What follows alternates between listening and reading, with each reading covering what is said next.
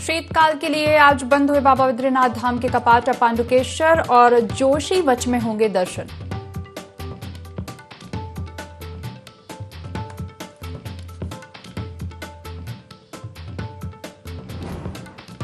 चंपावत में प्रबुद्ध जनों और वरिष्ठ नागरिकों के साथ सीएम धामी ने किया संवाद, सुनी लोगों की समस्याओं के निस्तारण के लिए दिया अधिकारियों को निर्देश।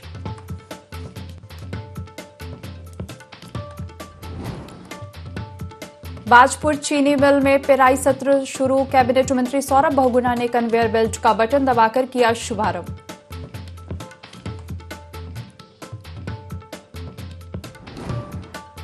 विकासखंड दीवाल से लगे कलसीरी गांव के नीचे कैल नदी में 4 नाबालिग बच्चों के डूबने से हुई मौत। गांव में पसरा मातम।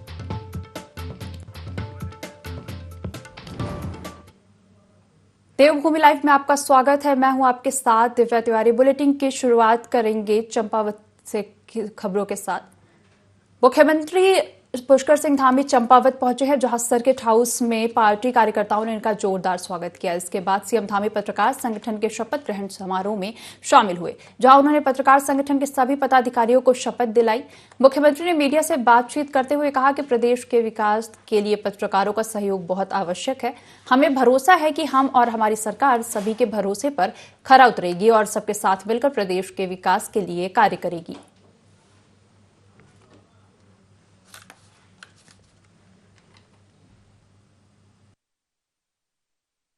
और हमारे सब लोग साथ में चलकर मार्गदर्शन कर एकमेव होकर हम लोग उत्तराखंड को हिंदुस्तान का श्रेष्ठ राज्य बनाएंगे।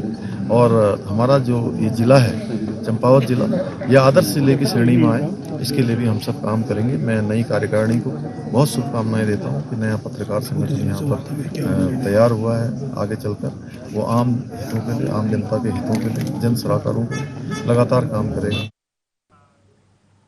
चंपावत में किसानों की आय दोगुनी करने के उद्देश्य से लोहाघाट के ब्लॉक सभागार में सहकारिता संवाद कार्यक्रम हुआ। कार्यक्रम में जिले भर के किसान शामिल होने पहुंचे। देहरादून सहकारिता विभाग के संयुक्त रजिस्ट्रार MP त्रिपाठी और पूर्व दर्जा राज्य मंत्री हयात सिंह ने कार्यक्रम का शुभारंभ किया।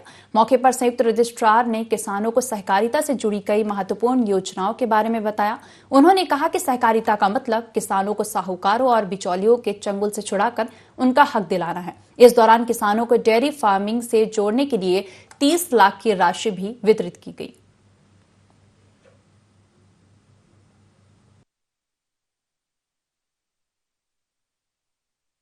सहकारिता मंत्रालय द्वारा जो भी निर्देश दिए जा रहे हैं, आने वाले समय में सहकारिता विभाग क्या कर रहा है उससे रूबरू हों, उनके बारे में जानें और उनको बताएं। उसके परिप्रेक्ष्य में चंपावत जनपद में सहकारी समितियों, सहकारी बैंक और अन्य सहकारी संस्थाओं के माध्यम से जो भी कार्य किए जा रहे हैं उनके बारे में हम लोगों ने एक दूसरे से विचार साझा किए। उसमें हम लोगों ने अपने दीनदयाल उपाध्याय योजना, राज्य में भारत सरकार के सहयोग से समेकित सहकारी विकास योजना चल रही है, जिसमें दुग्ध पालन, पशुपालन, फिशरी और बकरी पालन और तमाम कृषि, सामूहिक खेती, मिलेट और अन्य क्षेत्रों में जो कार्य किए जा रहे हैं संयुक्त सहकारी खेती में, उसके बारे में हम लोगों ने इनसे बताया और इनकी समस्याएं जानी। उत्तराखंड के मुख्यमंत्री पुष्कर सिंह धामी ने 60 मोबाइल चिकित्सा वैन को हरी झंडी दिखाकर योजना की शुरुआत की है, जिससे पशुपालकों को घर पर ही पशु चिकित्सा की सुविधा मिलेगी। वहीं प्रदेश में पहली बार मोबाइल चिकित्सा वैन योजना की शुरुआत की गई है। यह सेवा 1962 डायल करने पर उपलब्ध होगी। वहीं पशु चिकित्सा वैन योजना को लेकर मंगलौर क्षेत्र में भी पशुपालकों में खुशी नजर आ रही है।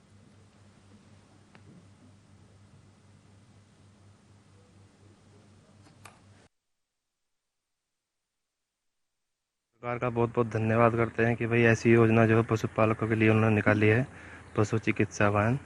इससे जो है पशुपालकों को बहुत ही अच्छा लाभ मिलेगा। जैसे भाई अपने पशु कोई बीमार हो जाते थे तो चिकित्सक को घर बुलाना पड़ता था, दूसरी जगह ले जाना पड़ता था पशु को अपने खर्चे से, उसमें काफ़ी खर्चा होता था।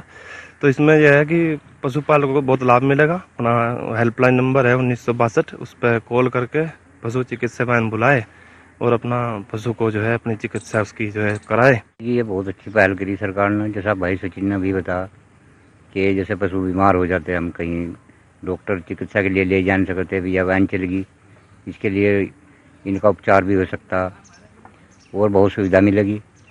अब यह है जैसा यहाँ हमारा पशु भाई ने बताया, हमारा पशु फिर रहे हैं इनका हेल्पलाइन पर फ़ोन करके या भी सुविधा उपलब्ध हो सके, नहीं तो एक्सीडेंट वगैरह ये होते ही रहे हैं। इसलिए मैं सरकार का बहुत बहुत धन्यवाद अदा करता हूँ। राज्य स्तरीय गौचर मेला इस बार अपने बहुआयामी अंदाज में छटा बिखेर रहा है। वहीं हजारों की संख्या में मेलार्थी गौचर मेला में पहुंच रहे हैं, जहां मेलार्थी सांस्कृतिक कार्यक्रमों का भरपूर आनंद ले रहे हैं। वहीं मेले में लगे स्टॉलों पर भी जमकर खरीदारी हो रही है और इस दौरान 5वीं सांस्कृतिक संध्या कार्यक्रम की शुरुआत गढ़वाल सांसद और पूर्व मुख्यमंत्री तीरथ सिंह रावत ने दीप प्रज्वलित करके किया।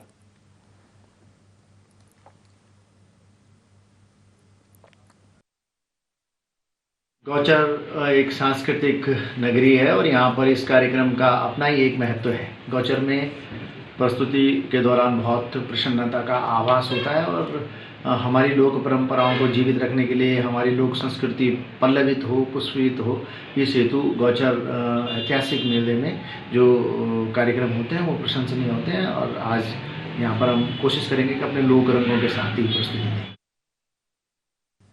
देहरादून में कांग्रेस ने पूर्व प्रधानमंत्री स्वर्गीय इंदिरा गांधी की जयंती पर कांग्रेस कार्यालय में श्रद्धांजलि सभा और गोष्ठी का आयोजन किया। इसके साथ ही कांग्रेस प्रदेश भर में श्रद्धांजलि सभा, इंदिरा गांधी के विचारों पर गोष्ठी आयोजित की जाएगी। वहीं भारत जोड़ो यात्रा भी निकाली जाएगी।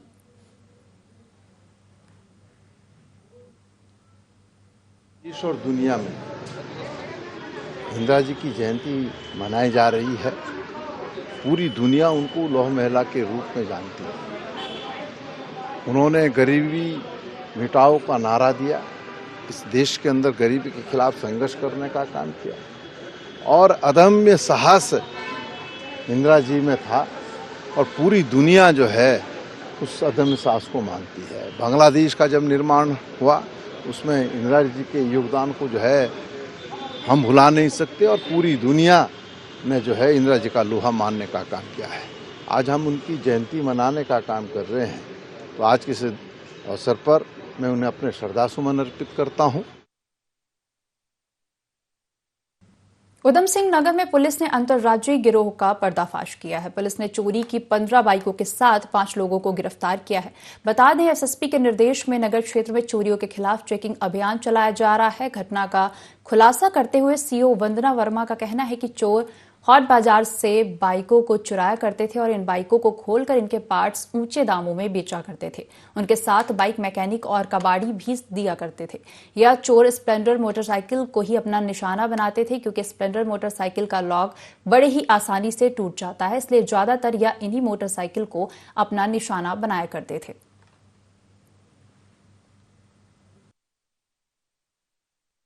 इसके 5 सदस्यों की गिरफ्तारी हुई है। इनसे 15 मोटरसाइकिलें बरामद हुई हैं और एक सदस्य इसका अभी फिलहाल फरार है।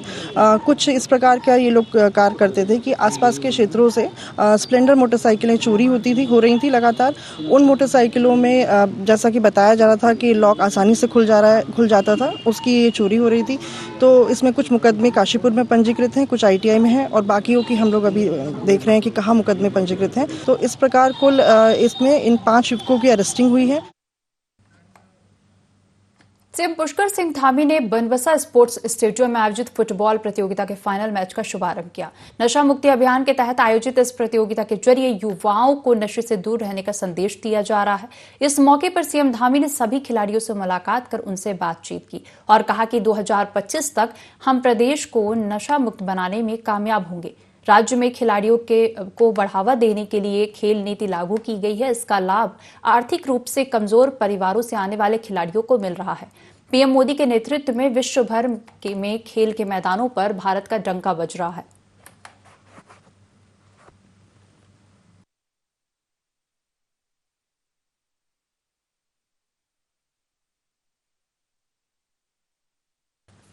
सीएम पुष्कर सिंह धामी ने बनबसा स्पोर्ट्स स्टेडियम में आयोजित फुटबॉल प्रतियोगिता के फाइनल मैच का शुभारंभ किया। इस नशा मुक्ति अभियान के तहत आयोजित इस प्रतियोगिता के जरिए युवाओं को नशे से दूर रहने का संदेश दिया जा रहा है। इस मौके पर सीएम धामी ने सभी खिलाड़ियों से मुलाकात की और उनसे बातचीत भी की और कहा कि 2025 तक हम प्रदेश को नशा मुक्त बनाने में कामयाब होंगे। राज्य में खिलाड़ियों को बढ़ावा देने के लिए खेल नीति लागू की गई है और इसका लाभ आर्थिक रूप से कमजोर परिवार से आने वाले खिलाड़ियों को मिल रहा है।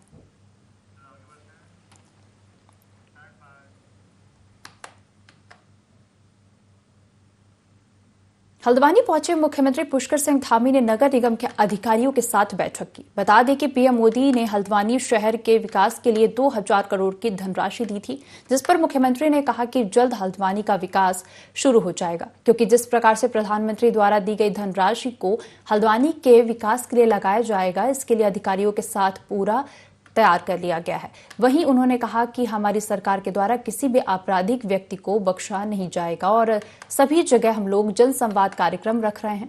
उन्होंने कहा कि जल्दी कार्य शुरू हो जाएगा और हमारी सरकार के द्वारा सभी कार्य को जल्द ही अमल में लाया जाएगा, जिसके लिए सभी अधिकारियों और कर्मचारियों को निर्देशित किया गया है।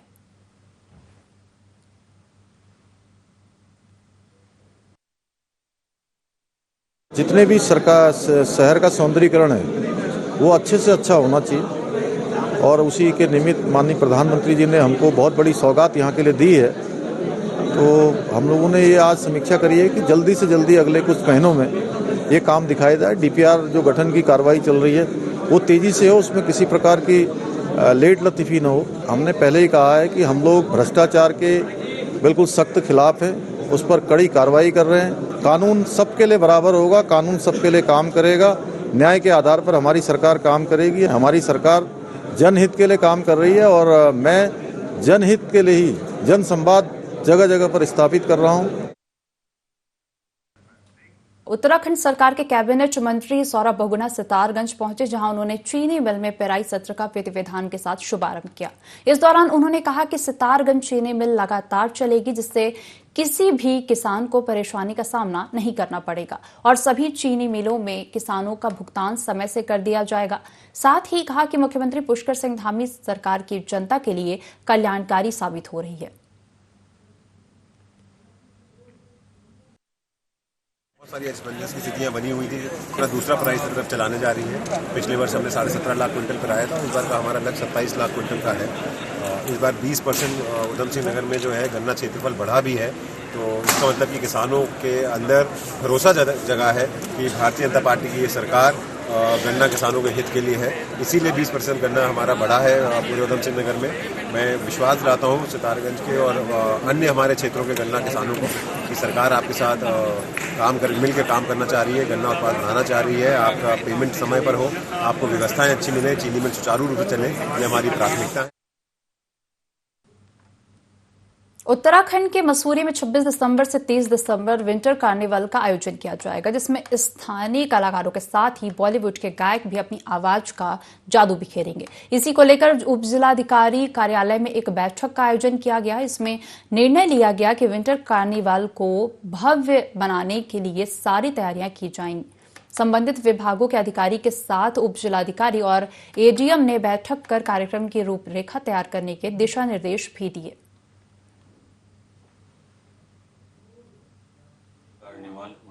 मसूरी में ये 26 तारीख से लेकर 30 तारीख तक 5 दिन का इवेंट होगा और इसे जो है भव्य एक कार्यक्रम बनाया जाए, इसके लिए आज पूरा हमारे जो मसूरी ये कार्निवाल का एक समिति है उसमें माननीय जिलाधिकारी महोदया के निर्देश में ये पूरी एसडीएम साहब के द्वारा आज सभी को बुलाया गया, यहाँ पर पूरी बैठक की गई और कार्यक्रम की रूपरेखा तय की गई।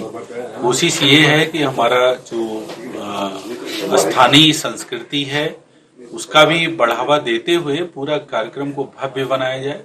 कार्निवाल इस बार जो है 26 दिसंबर से 30 दिसंबर तक 5 दिवसीय मनाया जाएगा। इस संबंध में अभी हाल ही में माननीय मंत्री जी, कृषि मंत्री जी और जिलाधिकारी महोदय और अन्य जो इसके कमेटी में सब लोग हैं उनकी बैठक हुई, उसमें ये सब तय कर दिया गया है। मुख्य रूप से इसमें टाउन हॉल मसूरी और जॉर्ज एवरेस्ट और गढ़वाल टेरेस और मॉल रोड को इस्तेमाल किया जाएगा और उसमें लंडौर चौक और बालोगंज सभी इनको किया जाता है। इसमें सांस्कृतिक दलों का हम प्रतिभाग करवाएंगे, स्थानीय लोगों का वेटेज रहेगा और बाहर के दलों को भी बुलाएंगे। Trekking, bird watching, star gazing और कवि सम्मेलन, इन सभी इवेंट्स को रख रहे हैं और बेबी शो, फैशन शो और यहाँ तक कि डॉग शो, इन सबको भी हम इवेंट में शामिल करें। उत्तराखंड के जसपुर विधानसभा क्षेत्र में भारत जोड़ो यात्रा निकाली गई, जिसका नेतृत्व विधायक आदेश चौहान ने किया। नादेही शुगर मिल से शुरू हुई कालियावाला शहीद द्वार पर समाप्त हुई और इस मौके पर विधायक आदेश चौहान ने बताया कि देश में अराजकता का माहौल है। देश को एक सूत्र में पिरोने के संदेश को लेकर यात्रा निकाली जा रही है। जो राहुल गांधी जी भारत जोड़ो यात्रा चल रहे हैं कि उसके समर्थन में अपनी विधानसभा वाइज भी उत्तराखंड में रैली निकाली जाए। तो आज शुगर फैक्ट्री से हम कलियावाला मोड़ जो हमारा शहीद द्वार वहाँ तक इसको निकालेंगे और उसके बाद वहाँ पैदल यात्रा रहेगी, समापन करेंगे। क्योंकि ये यात्रा सर्व धर्मों का हमारा देश है और आज जो अराजकता का माहौल देश में बना हुआ है, नफरत का माहौल बना हुआ है, उसको समाप्त करना और भारत एक सूत्र में पिरोया जाए, एक सूत्र में रहे, इसका संदेश ही है। पंचम वाहिनी एसएसपी की टीम ने लोहाघाट ब्लॉक के सुल्ला, पासम और असलाड के प्राथमिक विद्यालयों में निःशुल्क चिकित्सा शिविर आयोजित किया। सहायक कमांडेंट डॉक्टर शिवानी के नेतृत्व में हुए शिविर में 45 परिवारों और स्कूली विद्यार्थियों का परीक्षण कर दवा का वितरण किया गया। साथ ही विद्यालयों को 18 कुर्सियां भी दी गई।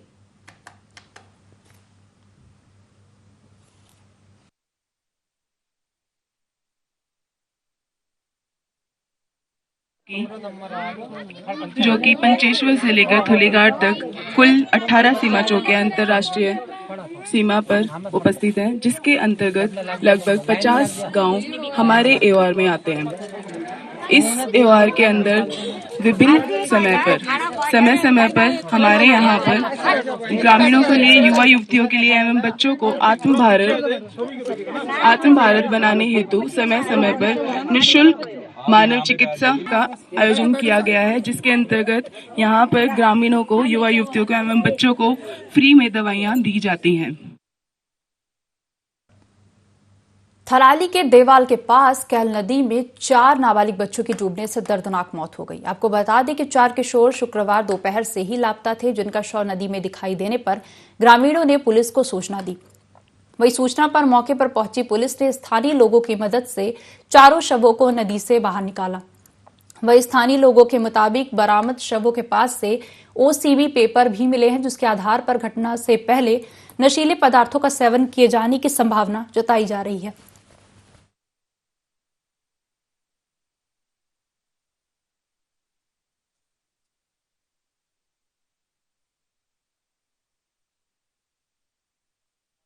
थे अभी 11-12 के थे और ये कलसरी के नीचे जो नदी है कैल, उसमें कल से लापता थे, तो इनकी खोजबीन चल रही थी और आज सुबह जो है इनकी बॉडी यहाँ पे प्राप्त हुई। और जैसा देखने से प्रतीत हो रहा है कि ये चारों ही बच्चे यहाँ पे नहा रहे थे और नहाते नहाते ये पानी में डूब गए, जिस कारण इनकी मौत हो गई। पानी इतना नहीं था, तो इस संबंध में अभी इस पर जांच करवाई जाएगी। अभी एक डिटेल रिपोर्ट पे पुलिस से ली जाएगी, क्या कारण हो सकता है जिस वजह से मृत्यु हुई इनकी। पुलिस के द्वारा और जो लोकल लोग हैं उनके द्वारा लगातार ढूंढने की कोशिश की गई, लेकिन सुबह जैसे ही मालूम चला कि यहाँ पर 4 बच्चे नदी में डूबे हुए हैं, तो तुरंत ही मौके पर पूरी टीम यहाँ पर आई है। अभी उनको निकाला गया है और मैं आपके माध्यम से प्रशासन से एक आग्रह करना चाहूँगा कि लगातार नशे की जो लत बढ़ते जा रही है, उसके खिलाफ एक मुहिम चलाने की आवश्यकता है। और मैंने अभी एसडीएम साहब से भी कहा है और निश्चित तौर पर हमें नशे के खिलाफ एक बहुत बड़ा मुहिम चलानी पड़ेगी, जिससे छोटे छोटे बच्चे उस जद में पहुंच रहे हैं। है जहाँ अभी पोस्टमार्टम रिपोर्ट जैसी आएगी उसी के बाद हम कुछ कह पाएंगे, लेकिन नशे का जो कारोबार काफी बढ़ता जा रहा है, इसके लिए प्रशासन को सख्त होने की आवश्यकता है। हमारे क्षेत्र में लगातार इससे पहले भी 2-3 बच्चों के ऐसे काल कल्पित हमारे यहाँ के क्षेत्र के बच्चे हुए हैं। ये जो 4 बच्चे हैं जवान बच्चे हैं और आप सोचिए कि ये नहा रहे थे और इनके चारों ओर बीड़ी, सिगरेट और सफेद कुछ कागजात हैं। मैं तो चाहूंगा पुलिस प्रशासन को कि इसकी फॉरेंसिक जांच करे और इससे क्लियर हो पाएगा कि ये इन लोगों का ये जिस टाइप से इनकी मौत हुई है, इस मौत के पीछे कहीं कोई बहुत बड़ा ग्रह न हो और ये हो सकता है कि ये ड्रग्स का कोई प्लान न हो। जिस प्रकार से ये घटना घटित हो रही है दिन प्रतिदिन और नशे के आगोश में तो विकासखंड देवाल बहता जा रहा है, तो मैं तमाम क्षेत्रवासियों से और तमाम जो यहाँ जो स्कूल संचालित हैं उनके प्रधानाचार्यों से भी निवेदन करना चाहता हूँ कि क्योंकि एक गिरोह आजकल जो देहरादून से यहाँ करके, चाहे हम उसमें स्मैक की बात करें या चाहे वो हम उसमें भांग की बात करें, एक बहुत बड़ा गिरोह यहाँ पर चल रहा है और लगातार यहाँ पर ड्रग्स की सप्लाई हो रही है और बहुत सारे ऐसे दुकानदार भी हैं देवाल में और उनके दुकानों के अंदर हमने प्रत्यक्ष और अप्रत्यक्ष रूप से देखा है कि वहां पर स्मैक ली जा रही है युवाओं के द्वारा। तो एक बहुत बड़ी घटना है और इस घटना को देखते हुए हमको लगता है कि हमको एक क्षेत्र में एक बहुत बड़ा जन आंदोलन करना चाहिए नशे के खिलाफ। कालाढूंगी के नैनीताल विधानसभा के कोटाबाग पर्वतीय ग्राम पंचायतों को जोड़ने वाली सड़क को गड्ढा मुक्त बनाने का अभियान जारी है, लेकिन अब इस अभियान में धांधली के आरोप लग रहे हैं। सामाजिक कार्यकर्ता कृपाल बिष्ट पीडब्ल्यूडी अधिकारियों पर साठगांठ का आरोप लगाया है। उन्होंने कहा कि ठेकेदार साठगांठ कर डामर के नाम पर मिट्टी रोड़ी भरकर काम पूरा किया है, जिसकी जांच होनी चाहिए और मामले में जो भी दोषी हो उस पर कार्रवाई होनी चाहिए।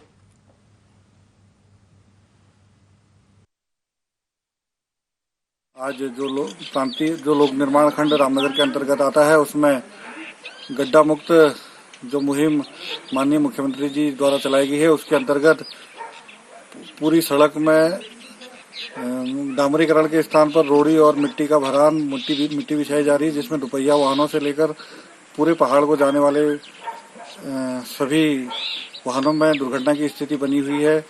मैं निवेदन करूंगा संबंधित विभाग से कि उक्त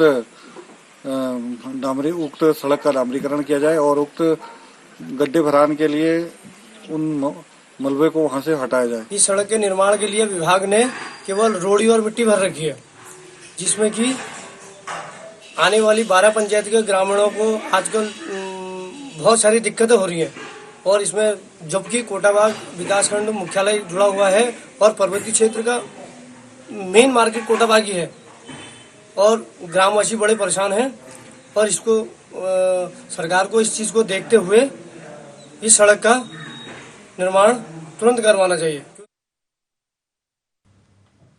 इस बुलेटिन में फिलहाल इतना ही। बने रहिए IND 24 के साथ।